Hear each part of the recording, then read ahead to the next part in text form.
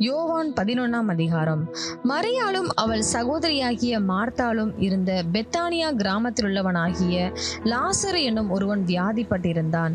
கர்த்தருக்கு பரிமள தைலம் பூசி தன் தலைமயிரால் அவருடைய பாதங்களை துடைத்தவள் அந்த மரியாளே. அவளுடைய சகோதரனாகிய லாசரு வியாதியாயிருந்தான். அப்பொழுது அவனுடைய சகோதரிகள், ஆண்டவரே, நீர் சிநேகிக்கிறவன் வியாதியாயிருக்கிறான் என்று சொல்ல அவரிடத்திற்கு ஆள் அனுப்பினார்கள். இயேசு அதை கேட்டபொழுது, இந்த வியாதி மரணத்துக்கு ஏதுவாயிராமல் தேவனுடைய மகிமை விளங்குவதற்கு ஏதுவாயிருக்கிறது. தேவனுடைய குமாரனும் அதனால் மகிமைப்படுவார் என்றார். இயேசு மார்த்தாளிடத்திலும் அவளுடைய சகோதரனிடத்திலும் லாசருவினிடத்திலும் அன்பாயிருந்தார். அவன் வியாதியா இருக்கிறதாக அவர் கேள்விப்பட்ட பொழுது தாம் இருந்த இடத்திலே பின்னும் 2 நாள் தங்கினார். அதன் பின்பு அவர் தம்முடைய சீஷரை நோக்கி, நாம் மறுபடியும் யூதேயாவுக்கு போவோம், வாருங்கள் என்றார். அதற்கு சீஷர்கள், ரபி, இப்பொழுதுதான் யூதர்கள் உம்மை கல்லெறிய தேடினார்களே, மறுபடியும் நீர் அவ்விடத்திற்கு போகலாமா என்றார்கள். இயேசு பிரதியுத்தரமாக, பகலுக்கு 12 மணி நேரம் இல்லையா? ஒருவன் பகலிலே நடந்தால் அவன் இந்த உலகத்தின் வெளிச்சத்தை காண்கிறபடியினால் இடரமாட்டான். ஒருவன் இரவிலே நடந்தால் தன்னிடத்தில் வெளிச்சம் இல்லாதபடியினால் இடருவான் என்றார். இவைகளை அவர் சொல்லிய பின்பு அவர்களை நோக்கி, நம்முடைய சிநேகிதனாகிய லாசரு நித்திரையடைந்திருக்கிறான், நான் அவனை எழுப்ப போகிறேன் என்றார். அதற்கு அவருடைய சீஷர்கள், ஆண்டவரே, நித்திரை அடைந்திருந்தால் சுகமடைவான் என்றார்கள். இயேசுவானவர் அவனுடைய மரணத்தை குறித்து அப்படி சொன்னார். அவர்களோ நித்திரை செய்து இளைப்பாறுகிறதை குறித்து சொன்னார் என்று நினைத்தார்கள். அப்பொழுது இயேசு அவர்களை நோக்கி, லாசரு மரித்து போனான் என்று வெளிப்படையாய் சொல்லி, நான் அங்கே இராததினால் நீங்கள் விசுவாசம் உள்ளவர்களாகிறதற்கு ஏது உண்டென்று உங்கள் நிமித்தம் சந்தோஷப்படுகிறேன். இப்பொழுது அவனிடத்திற்கு போவோம், வாருங்கள் என்றார். அப்பொழுது திதிமு எனப்பட்ட தோமா மற்ற சீஷர்களை நோக்கி, அவருடைய கூட மறிக்கும்படி நாமும் போவோம், வாருங்கள் என்றான். இயேசு வந்தபோது அவன் கல்லறையில் வைக்கப்பட்டு 4 நாளாயிற்றென்று கண்டார். பெத்தானியா ஊர் எருசலேமுக்கு சமீபமாய் ஏறக்குறைய 2 மைல் தூரத்தில் இருந்தது. யூதரில் அநேகர் மார்த்தாள், மரியாள் என்பவருடைய சகோதரனை குறித்து அவர்களுக்கு ஆறுதல் சொல்லும்படி அவர்களிடத்தில் வந்திருந்தார்கள். இயேசு வருகிறார் என்று மார்த்தாள் கேள்விப்பட்ட போது அவருக்கு எதிர்கொண்டு போனாள். மரியாளோ வீட்டிலே உட்கார்ந்திருந்தாள். மார்த்தாள் இயேசுவினிடத்தில் வந்து, ஆண்டவரே, நீர் இங்கே இருந்தீரானால் என் சகோதரன் மரித்திருக்க மாட்டான். இப்பொழுதும் நீர் தேவனிடத்தில் கேட்டுக்கொள்வது எதுவோ அதை தேவன் உமக்கு தந்தருளுவார் என்று அறிந்திருக்கிறேன் என்றாள். இயேசு அவளை நோக்கி, உன் சகோதரன் உயிர்த்தெழுந்திருப்பான் என்றார். அதற்கு மார்த்தாள், உயிர்த்தெழுதல் நடக்கும் கடைசி நாளிலே அவனும் உயிர்த்தெழுந்திருப்பான் என்று அறிந்திருக்கிறேன் என்றாள். இயேசு அவளை நோக்கி, நானே உயிர்த்தெழுதலும் ஜீவனுமாயிருக்கிறேன். என்னை விசுவாசிக்கிறவன் மரித்தாலும் பிழைப்பான். உயிரோடு இருந்து என்னை விசுவாசிக்கிறவன் எவனும் என்றென்றைக்கும் மறியாமலும் இருப்பான். இதை விசுவாசிக்கிறாயா என்றார். அதற்கு அவள், ஆம் ஆண்டவரே, நீர் உலகத்தில் வருகிறவரான தேவகுமாரனாகிய கிறிஸ்து என்று நான் விசுவாசிக்கிறேன் என்றாள். இவைகளை சொன்ன பின்பு அவள் போய் தன் சகோதரியாகிய மரியாளை ரகசியமாய் அழைத்து, போதகர் வந்திருக்கிறார், உன்னை அழைக்கிறார் என்றாள். அவள் அதை கேட்டவுடனே சீக்கிரமாய் எழுந்து அவரிடத்தில் வந்தாள். இயேசு இன்னும் கிராமத்துக்குள் வராமல் மார்த்தாள் தம்மை சந்தித்த இடத்திலே இருந்தார். அப்பொழுது வீட்டிலே அவளுடனே கூட இருந்து அவளுக்கு ஆறுதல் சொல்லி கொண்டிருந்த யூதர்கள், மரியாள் சீக்கிரமாய் எழுந்து போகிறதை கண்டு அவள் கல்லறையினிடத்தில் அழுகிறதற்கு போகிறாள் என்று சொல்லி அவளுக்கு பின்னே போனார்கள். இயேசு இருந்த இடத்தில் மரியாள் வந்து அவரை கண்டவுடனே அவர் பாதத்தில் விழுந்து, ஆண்டவரே, நீர் இங்கே இருந்தீரானால் என் சகோதரன் மரித்திருக்க மாட்டான் என்றாள். அவள் அழுகிறதையும் அவளோட கூட வந்த யூதர்கள் அழுகிறதையும் இயேசு கண்டபோது ஆவியிலே கலங்கி துயரமடைந்து, அவனை எங்கே வைத்தீர்கள் என்றார். ஆண்டவரே, வந்து பாரும் என்றார்கள். இயேசு கண்ணீர் விட்டார். அப்பொழுது யூதர்கள், இதோ இவர் அவனை எவ்வளவாய் சிநேகித்தார் என்றார்கள். அவர்களில் சிலர், குருடனுடைய கண்களை திறந்த இவர் இவனை சாகாமல் இருக்க பண்ணவும் கூடாதா என்றார்கள். அப்பொழுது இயேசு மறுபடியும் தமக்குள்ளே கலங்கி கல்லறையினிடத்திற்கு வந்தார். அது ஒரு குகையாய் இருந்தது. அதன் மேல் ஒரு கல் வைக்கப்பட்டிருந்தது. இயேசு, கல்லை எடுத்து போடுங்கள் என்றார். மரித்தவனுடைய சகோதரியாகிய மார்த்தாள் அவரை நோக்கி, ஆண்டவரே, இப்பொழுது நாருமே, 4 நாளாயிற்றே என்றாள். இயேசு அவளை நோக்கி, நீ விசுவாசித்தால் தேவனுடைய மகிமையை காண்பாய் என்று நான் உனக்கு சொல்லவில்லையா என்றார். அப்பொழுது மரித்தவன் வைக்கப்பட்ட இடத்தில் இருந்த கல்லை எடுத்து போட்டார்கள். இயேசு தம்முடைய கண்களை ஏறெடுத்து, பிதாவே, நீர் எனக்கு செவி கொடுத்தபடியினால் உம்மை ஸ்தோத்தரிக்கிறேன். நீர் எப்பொழுதும் எனக்கு செவி கொடுக்கிறீர் என்று நான் அறிந்திருக்கிறேன். ஆனாலும் நீர் என்னை அனுப்பினதை சூழ்ந்து இருக்கும் ஜனங்கள் விசுவாசிக்கும்படியாக அவர்கள் நிமித்தம் இதை சொன்னேன் என்றார். இவைகளை சொன்ன பின்பு, லாசருவே, வெளியே வா என்று உரத்த சத்தமாய் கூப்பிட்டார். அப்பொழுது மரித்தவன் வெளியே வந்தான். அவன் கால்களும் கைகளும் பிரேத சீலைகளினால் கட்டப்பட்டிருந்தது. அவன் முகமும் சீலையால் சுற்றப்பட்டிருந்தது. இயேசு அவர்களை நோக்கி, இவனை கட்டவிழ்த்து விடுங்கள் என்றார். அப்பொழுது மரியாள் இடத்தில் வந்திருந்து இயேசு செய்தவைகளை கண்டவர்களாகிய யூதர்களில் அநேகர் அவரிடத்தில் விசுவாசம் உள்ளவர்களானார்கள். அவர்களில் சிலர் பரிசேயரிடத்தில் போய் இயேசு செய்தவைகளை அவர்களுக்கு அறிவித்தார்கள்.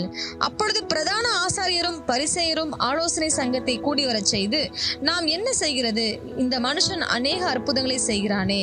நாம் இவனை இப்படி விட்டுவிட்டால் எல்லாரும் இவனை விசுவாசிப்பார்கள். அப்பொழுது ரோமர் வந்து நம்முடைய ஸ்தானத்தையும் ஜனத்தையும் அழித்து போடுவார்களே என்றார்கள். அப்பொழுது அவர்களில் ஒருவனும் அந்த வருஷத்து பிரதான ஆசாரியனுமாகிய காய்பா என்பவன் அவர்களை நோக்கி, உங்களுக்கு ஒன்றும் தெரியாது. ஜனங்கள் எல்லாரும் கெட்டு போகாதபடிக்கு ஒரே மனுஷன் ஜனங்களுக்காக மரிப்பது நமக்கு நலமாயிருக்கும் என்று நீங்கள் சிந்தியாமல் இருக்கிறீர்கள் என்றான். இதை அவன் சுயமாய் சொல்லாமல் அந்த வருஷத்து பிரதான ஆசாரியனானபடியினாலே இயேசு யூத ஜனங்களுக்காக மரிக்கப் போகிறார் என்றும், அந்த ஜனங்களுக்காக மாத்திரமல்ல, சிதறி இருக்கிற தேவனுடைய பிள்ளைகளை ஒன்றாக சேர்க்கிறதற்காகவும் மரிக்கப் போகிறார் என்றும் தீர்க்க தரிசனமாய் சொன்னான். அந்நாள் முதல் அவரை கொலை செய்யும் படிக்கு ஆலோசனை பண்ணினார்கள். ஆகையால் இயேசு அதன் பின்பு வெளியரங்கமாய் யூதருக்குள்ளே சஞ்சரியாமல் அவ்விடம் விட்டு வனாந்தரத்துக்கு சமீபமான இடமாகிய எப்பிராயிம் எனப்பட்ட ஊருக்கு போய் அங்கே தம்முடைய சீஷருடனே கூட தங்கியிருந்தார். யூதருடைய பஸ்கா பண்டிகை சமீபமாய் இருந்தது.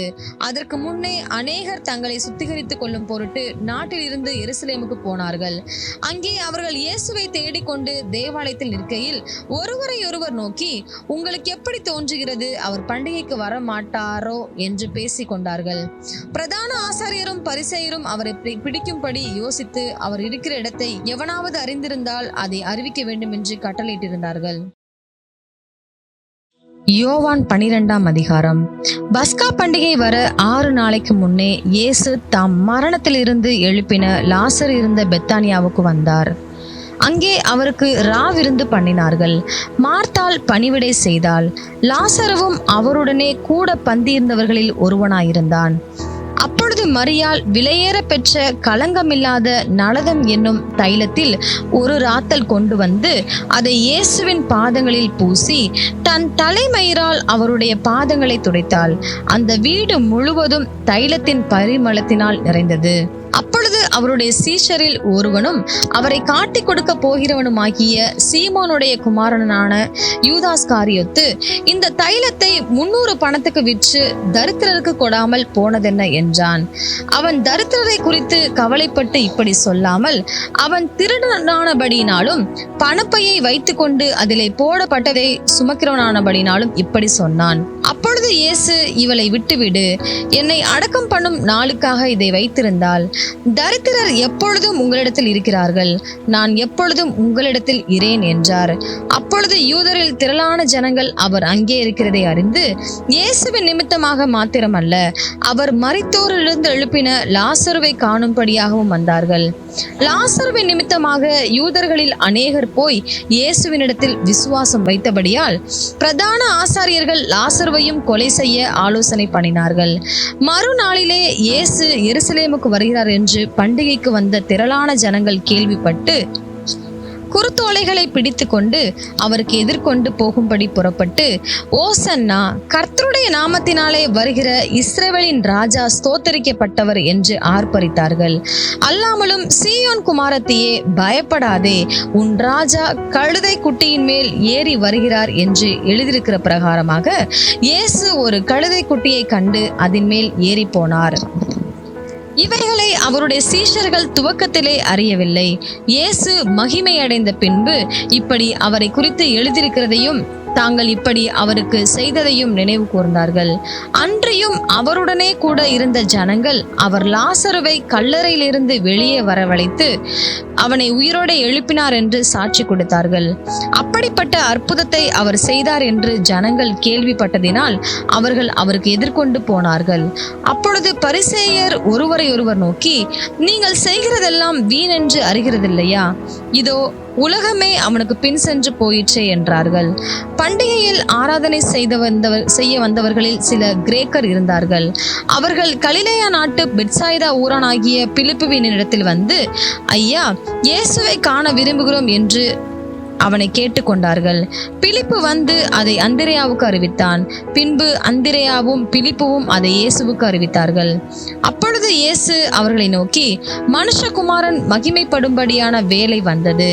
மெய்யாகவே மெய்யாகவே நான் உங்களுக்கு சொல்லுகிறேன், கோதுமை மணியானது நிலத்தில் விழுந்து சாகாவிட்டால் தனித்திருக்கும், செத்ததே ஆகில் மிகுந்த பலனை கொடுக்கும்.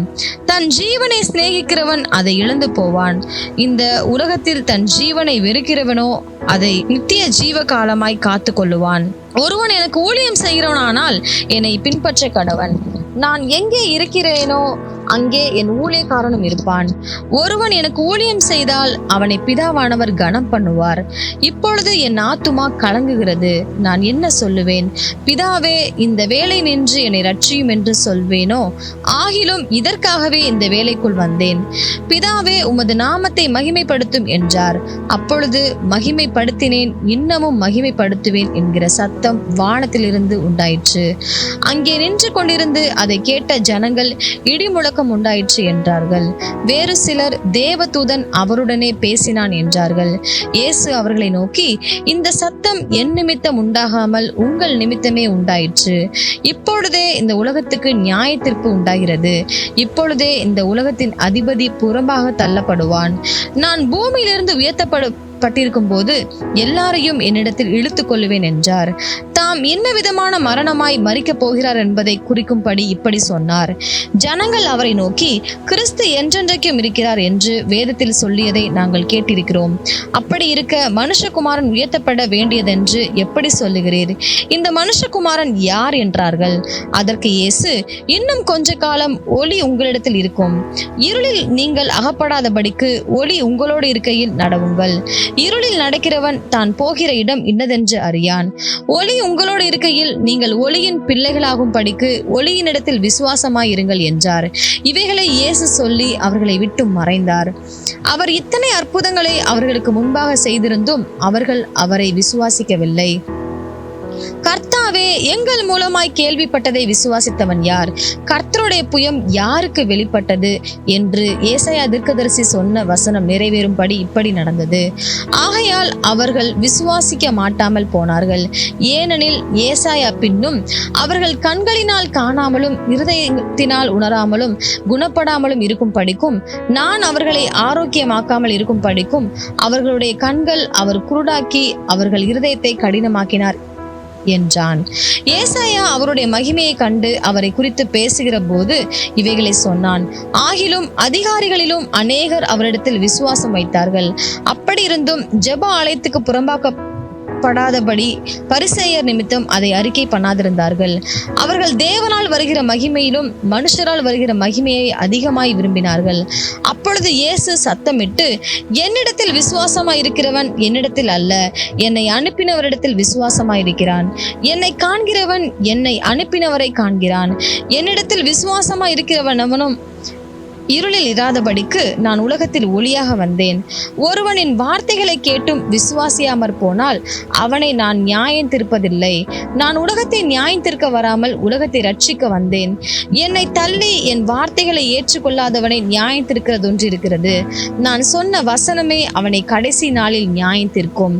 நான் சுயமாய் பேசவில்லை. நான் பேச வேண்டியது இன்னதென்றும் உபதேசிக்க வேண்டியது இன்னதென்றும் என்னை அனுப்பின பிதாவே எனக்கு கட்டளையிட்டார். அவருடைய கட்டளை நித்திய ஜீவனாய் இருக்கிறதென்று அறிவேன். ஆகையால் நான் பேசுகிறவைகளை பிதா எனக்கு சொன்னபடியே பேசுகிறேன் என்றார். யோவான் 13ஆம் அதிகாரம். பஸ்கா பண்டிகைக்கு முன்னே இயேசு உலகத்தை விட்டு பிதாவினிடத்திற்கு போகும்படியான தம்முடைய வேலை வந்ததென்று அறிந்து தாம் இவ்வுலகத்தில் இருக்கிற தம்முடையவர்களிடத்தில் அன்பு வைத்தபடியே முடிவு பரியந்தமும் அவர்களிடத்தில் அன்பு வைத்தார். சீமோனின் குமாரனாகிய யூதாஸ் காரியோத்து அவரை காட்டிக் கொடுக்கும்படி பிசாசானவன் அவன் இருதயத்தை தூண்டின பின்பு அவர்கள் போஜனம் பண்ணி கொண்டிருக்கையில் தம்முடைய கையில் பிதா எல்லாவற்றையும் ஒப்பு கொடுத்தார் என்பதையும் தாம் தேவனிடத்திலிருந்து வந்ததையும் தேவனிடத்திற்கு போகிறதையும் இயேசு அறிந்து போஜனத்தை விட்டெழுந்து வஸ்திரங்களை கழற்றி வைத்து ஒரு சீலையை எடுத்து அறையிலே கட்டிக்கொண்டு பின்பு பாத்திரத்தில் தண்ணீர் வார்த்து சீஷருடைய கால்களை கழுவவும் தாம் கட்டி கொண்டிருந்த சீலையினால் துடைக்கவும் தொடங்கினார்.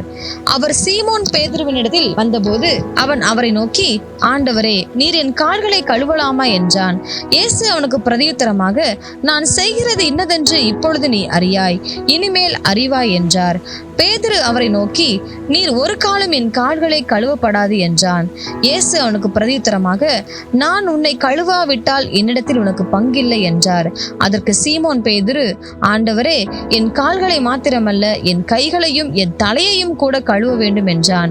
இயேசு அவனை நோக்கி, முழுகினவன் தன் கால்களை மாத்திரம் கழுவ வேண்டியதா இருக்கும், மற்றபடி அவன் முழுவதும் சுத்தமாயிருக்கிறான். நீங்களும் சுத்தமாயிருக்கிறீர்கள், ஆகிலும் எல்லாரும் அல்ல என்றார். தம்மை காட்டி கொடுக்கிறவனை அவர் அறிந்திருந்தபடினால் நீங்கள் எல்லாரும் சுத்தமுள்ளவர்கள் அல்ல என்றார். அவர்களுடைய கால்களை அவர் கழுவின பின்பு தம்முடைய வஸ்திரங்களை தரித்து கொண்டு திரும்ப உட்கார்ந்து அவர்களை நோக்கி, நான் உங்களுக்கு செய்ததை அறிந்திருக்கிறீர்களா? நீங்கள் என்னை போதகர் என்றும் ஆண்டவர் என்றும் சொல்லுகிறீர்கள். நீங்கள் சொல்லுகிறது சரியே, நான் அவர்தான். ஆண்டவரும் போதகருமாகிய நானே உங்கள் கால்களை கழுவினதுண்டானால் நீங்களும் ஒருவருடைய கால்களை ஒருவர் கழுவ கடவீர்கள். நான் உங்களுக்கு செய்தது போல நீங்களும் செய்யும்படி உங்களுக்கு மாதிரியை காண்பித்தேன். மெய்யாகவே மெய்யாகவே நான் உங்களுக்கு சொல்லுகிறேன், ஊழியக்காரன் தன் எஜமானிலும் பெரியவன் அல்ல, அனுப்பப்பட்டவன் தன்னை அனுப்பினவரிலும் பெரியவன் அல்ல. நீங்கள் இவைகளை அறிந்திருக்கிறபடியினால் இவைகளை செய்வீர்களானால் பாக்கியவான்களாய் இருப்பீர்கள். உங்கள் எல்லாரையும் குறித்து நான் பேசவில்லை, நான் தெரிந்து கொண்டவர்களை அறிவேன். ஆகிலும் வேத வாக்கியம் நிறைவேறத்தக்கதாக என்னுடனே அப்பம் புசிக்கிறவன் என் மேல் தன் குதிங்காலை தூக்கினான். அது நடக்கும்போது நானே அவர் என்று நீங்கள் விசுவாசிக்கும் பொருட்டு இப்பொழுது அது நடப்பதற்கு முன்னமே அதை உங்களுக்கு சொல்லுகிறேன். நான் அனுப்புகிறவனை ஏற்றுக்கொள்கிறவன் என்னை ஏற்றுக்கொள்கிறான், என்னை ஏற்றுக்கொள்கிறவன் என்னை அனுப்பினவரை ஏற்றுக்கொள்கிறான் என்று மெய்யாகவே மெய்யாகவே உங்களுக்கு சொல்லுகிறேன் என்றார். இயேசு இவைகளை சொன்ன பின்பு ஆவியிலே கலங்கி, உங்களில் ஒருவன் என்னை காட்டிக் கொடுப்பான் என்று மெய்யாகவே மெய்யாகவே உங்களுக்கு சொல்லுகிறேன் என்று சாட்சியாக சொன்னார். அப்பொழுது யாரை குறித்து பேசுகிறாரோ என்று சீஷர்கள் ஐயப்பட்டு ஒருவரை ஒருவர் நோக்கி பார்த்தார்கள். அந்த சமயத்தில் அவருடைய சீஷரில் இயேசுவுக்கு அன்பானவனாய் இருந்த ஒருவன் இயேசுவின் மார்பிலை சாய்ந்து கொண்டிருந்தான். யாரை குறித்து சொல்லுகிறார் என்று விசாரிக்கும்படி சீமோன் பேதுரு அவனுக்கு சைகை காட்டினான். அப்பொழுது அவன் இயேசுவின் மார்பிலை சாய்ந்து கொண்டு, ஆண்டவரே, அவன் யார் என்றான். இயேசு பிரதியுத்தரமாக, நான் இந்த துணிக்கையை தோய்த்து எவனுக்கு கொடுப்பேனோ அவன்தான் என்று சொல்லி துணிக்கையை தோய்த்து சீமோன் குமாரனாகிய யூதாஸ் காரியோத்துக்கு கொடுத்தார். அந்த துணிக்கையை அவன் வாங்கின பின்பு சாத்தான் அவனுக்குள் புகுந்தான். அப்பொழுது இயேசு அவனை நோக்கி, நீ செய்கிறதை சீக்கிரமாய் செய் என்றார். அவர் இப்படி அவனுடனே சொன்னதின் கருத்தை பந்தியிருந்தவர்களில் ஒருவனும் அறியவில்லை. யூதாஸ் பணப்பையை வைத்துக் கொண்டிருந்தபடியினால் அவன் போய் பண்டிகைக்கு தேவையானவைகளை கொல்லும்படிக்காவது தரித்திரருக்கு ஏதாகிலும் கொடுக்கும்படிக்காவது இயேசு அவனுடனே சொல்லியிருப்பார் என்று சிலர் நினைத்தார்கள். அவன் அந்த துணிக்கையை வாங்கின உடனே புறப்பட்டு போனான். அப்பொழுது ராக்காலமாய் இருந்தது. அவன் புறப்பட்டு போன பின்பு இயேசு, இப்பொழுது மனுஷகுமாரன் மகிமைப்படுகிறார், தேவனும் அவரில் மகிமைப்படுகிறார். தேவன் அவரில் மகிமைப்பட்டிருந்தால் தேவன் அவரை தம்மில் மகிமைப்படுத்துவார், சீக்கிரமாய் அவரை மகிமைப்படுத்துவார். பிள்ளைகளே, இன்னும் கொஞ்ச காலம் நான் உங்களுடனே இருப்பேன். நீங்கள் என்னை தேடுவீர்கள். ஆனாலும் நான் போகிற இடத்துக்கு நீங்கள் வரக்கூடாதென்று நான் யூதரோடே சொன்னது போல இப்பொழுது உங்களோடும் சொல்லுகிறேன். நீங்கள் ஒருவரில் ஒருவர் அன்பாயிருங்கள்.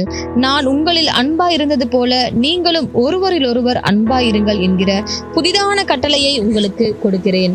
நீங்கள் ஒருவரிலொருவர் அன்புள்ளவர்களாய் இருந்தால் அதனால் நீங்கள் என்னுடைய சீஷர்கள் என்று எல்லாரும் அறிந்து கொள்வார்கள் என்றார்.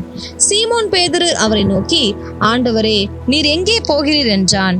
இயேசு அவனுக்கு பிரதியுத்தரமாக, நான் போகிற இடத்துக்கு இப்பொழுது நீ என் பின்னே வரக்கூடாது, பிற்பாடு என் பின்னே வருவாய் என்றார். பேதுரு அவரை நோக்கி, ஆண்டவரே, நான் இப்பொழுது உமக்கு பின்னே ஏன் வரக்கூடாது? உமக்காக என் ஜீவனையும் கொடுப்பேன் என்றான். இயேசு அவனுக்கு பிரதியுத்தரமாக, எனக்காக உன் ஜீவனை கொடுப்பாயோ? சேவல் கூவுகிறதற்கு முன்னே நீ என்னை 3 தரம் மறுதலிப்பாய் என்று மெய்யாகவே மெய்யாகவே உனக்கு சொல்லுகிறேன் என்றார். யோவான் 14ஆம் அதிகாரம். உங்கள் இருதயம் கலங்காதிருப்பதாக. தேவனிடத்தில் விசுவாசமாயிருங்கள், என்னிடத்திலும் விசுவாசமாயிருங்கள். என் பிதாவின் வீட்டில் அநேக வாசஸ்தலங்கள் உண்டு. அப்படி இல்லாதிருந்தால் நான் உங்களுக்கு சொல்லியிருப்பேன். ஒரு ஸ்தலத்தை உங்களுக்காக ஆயத்தம் பண்ண போகிறேன். நான் போய் உங்களுக்காக ஸ்தலத்தை ஆயத்தம் பண்ணின பின்பு நான் இருக்கிற இடத்திலே நீங்களும் இருக்கும்படி நான் மறுபடியும் வந்து உங்களை என்னிடத்தில் சேர்த்து கொள்ளுவேன். நான் போகிற இடத்தை அறிந்திருக்கிறீர்கள், வழியையும் அறிந்திருக்கிறீர்கள் என்றார். தோமா அவரை நோக்கி, ஆண்டவரே, நீர் போகிற இடத்தை அறியோமே, வழியை நாங்கள் எப்படி அறிவோம் என்றான். அதற்கு இயேசு, நானே வழியும் சத்தியமும் ஜீவனுமாயிருக்கிறேன். என்னாலே அல்லாமல் ஒருவனும் பிதாவினிடத்தில் வரான். என்னை அறிந்தீர்களானால் என் பிதாவையும் அறிந்திருப்பீர்கள். இது முதல் நீங்கள் அவரை அறிந்தும் அவரை கண்டும் இருக்கிறீர்கள் என்றார். பிலிப்பு அவரை நோக்கி, ஆண்டவரே, பிதாவை எங்களுக்கு காண்பியும், அது எங்களுக்கு போதும் என்றான். அதற்கு இயேசு, பிலிப்புவே, இவ்வளவு காலம் நான் உங்களுடனே கூட இருந்தும் நீ என்னை அறியவில்லையா? என்னை கண்டவன் பிதாவை கண்டான். அப்படி இருக்க பிதாவை எங்களுக்கு காண்பியும் என்று நீ எப்படி சொல்லுகிறாய்? நான் பிதாவிலும் பிதா என்னிலும் இருக்கிறதை நீ விசுவாசிக்கிறதில்லையா? நான் உங்களுடனே சொல்லுகிற வசனங்களை என் சுயமாய் சொல்லவில்லை. என்னிடத்தில் வாசமாயிருக்கிற பிதாவானவரே இந்த கிரியைகளை செய்து வருகிறார். நான் பிதாவிலும் பிதா என்னிலும் இருக்கிறதை நம்புங்கள். அப்படி இல்லாவிட்டாலும் என் கிரியைகளின் நிமித்தமாவது என்னை நம்புங்கள். மெய்யாகவே மெய்யாகவே நான் உங்களுக்கு சொல்லுகிறேன், நான் என் பிதாவினிடத்திற்கு போகிறபடியினால் என்னை விசுவாசிக்கிறவன் நான் செய்கிற கிரியைகளை தானும் செய்வான், இவைகளை பார்க்கிலும் பெரிய கிரியைகளையும் செய்வான். நீங்கள் என் நாமத்தினாலே எதை கேட்பீர்களோ குமாரனில் பிதா மகிமைப்படும்படியாக அதை செய்வேன். என் நாமத்தினாலே நீங்கள் எதை கேட்டாலும் அதை நான் செய்வேன். நீங்கள் என்னிடத்தில் அன்பாயிருந்தால் என் கற்பனைகளை கைக்கொள்ளுங்கள். நான் பிதாவை வேண்டிக் கொள்ளுவேன், அப்பொழுது என்றென்றைக்கும் உங்களுடனே கூட இருக்கும்படிக்கு சத்திய ஆவியாகிய வேறொரு தேற்றரவாளனை அவர் உங்களுக்கு தந்தருளுவார். உலகம் அந்த சத்திய ஆவியானவரை காணாமலும் அறியாமலும் இருக்கிறபடியால் அவரை பெற்றுக்கொள்ள மாட்டாது. அவர் உங்களுடனே வாசம் பண்ணி உங்களுக்குள்ளே இருப்பதால் நீங்கள் அவரை அறிவீர்கள். நான் உங்களை திக்கற்றவர்களாக விடேன், உங்களிடத்தில் வருவேன். இன்னும் கொஞ்ச காலத்திலே உலகம் என்னை காணாது, நீங்களோ என்னை காண்பீர்கள். நான் பிழைக்கிறபடியினால் நீங்களும் பிழைப்பீர்கள். நான் என் பிதாவிலும் நீங்கள் என்னிலும் நான் உங்களிலும் இருக்கிறதை அந்நாளிலே நீங்கள் அறிவீர்கள். என் கற்பனைகளை பெற்றுக்கொண்டு அவைகளை கைக்கொள்ளுகிறவனே என்னிடத்தில் அன்பாயிருக்கிறான். என்னிடத்தில் அன்பாயிருக்கிறவன் என் பிதாவுக்கு அன்பாயிருப்பான். நானும் அவனில் அன்பாயிருந்து அவனுக்கு என்னை வெளிப்படுத்துவேன் என்றார். ஸ்காரியோத்தல்லாத யூதா என்பவன் அவரை நோக்கி, ஆண்டவரே, நீர் உலகத்துக்கு உம்மை வெளிப்படுத்தாமல் எங்களுக்கு உம்மை வெளிப்படுத்த போகிற காரணம் என்ன என்றான். இயேசு அவனுக்கு பிரதியுத்தரமாக, ஒருவன் என்னில் அன்பாயிருந்தால் அவன் என் வசனத்தை கைக்கொள்ளுவான். அவனில் என் பிதா அன்பாயிருப்பார். நாங்கள் அவனிடத்தில் வந்து அவனோடே வாசம் பண்ணுவோம். என்னில் அன்பாயிராதவன் என் வசனங்களை கைக்கொள்ள மாட்டான். நீங்கள் கேட்கிற வசனம் என்னுடையதாயிராமல் என்னை அனுப்பின பிதாவினுடையதாய் இருக்கிறது. நான் உங்களுடனே தங்கியிருக்கையில் இவைகளை உங்களுக்கு சொன்னேன்.